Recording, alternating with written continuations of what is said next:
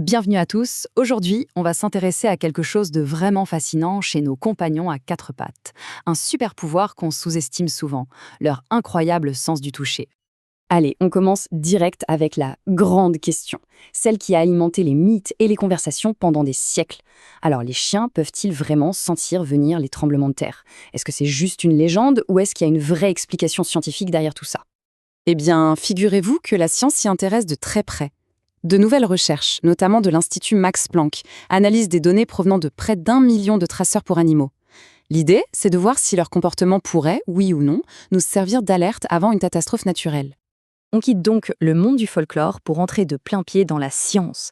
Alors, explorons ensemble les pistes en commençant par la base, au sens propre du terme.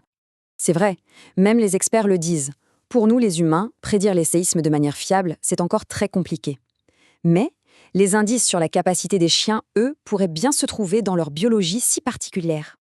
Mais alors, comment est-ce qu'ils pourraient sentir des choses que nous échappent complètement? La réponse se trouve peut-être juste là, sous nos yeux, ou plutôt, sous leurs pattes. Au cœur des coussinets des chiens se cachent en secret les corpuscules de Pacini. Il faut voir ça comme des capteurs ultra-sensibles, des véritables petits sismographes naturels.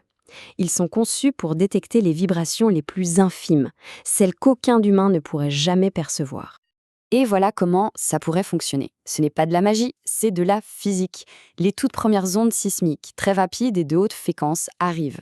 Le chien, grâce à ses capteurs, les ressent et il réagit bien avant que nous, on ne se rende compte de quoi que ce soit.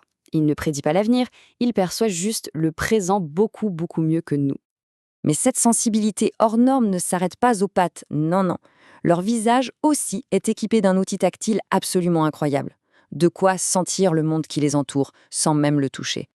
On parle bien sûr des moustaches, ou plutôt des vibrisses. Ce ne sont pas du tout de simples poils. Pensez-y comme à des super antennes, des capteurs ultra sophistiqués qui leur donnent une cartographie 3D de leur environnement juste en analysant les courants d'air. C'est presque un sixième sens. Et quand on compare avec nous, c'est là qu'on mesure la différence. Nous, on a besoin du contact direct de la peau pour sentir. Eux, leur monde tactile s'étend bien au-delà de leur corps. Ils peuvent sentir un mur ou un meuble avant même de l'atteindre. C'est assez fou.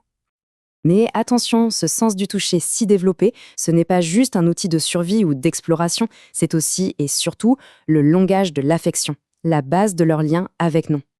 La science l'a prouvé. Le simple fait de caresser un chien, ça a un effet mesurable, chimique.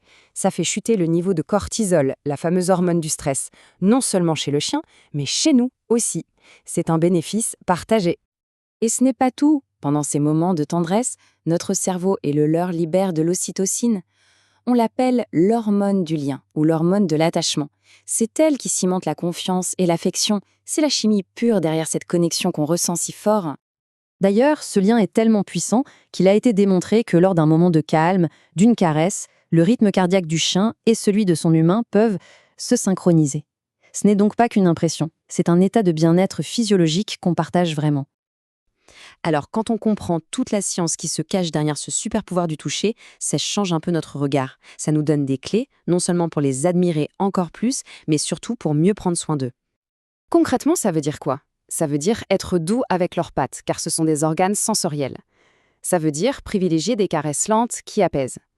Ne jamais, au grand jamais, couper leurs moustaches. Et surtout, être attentif à leurs réactions. Le toucher, c'est leur façon de nous parler. Au final, ça laisse rêveur. Si un simple contact peut cacher autant de science et de complexité, on peut se demander quels autres secrets et quels autres trésors nos compagnons attendent encore de partager avec nous.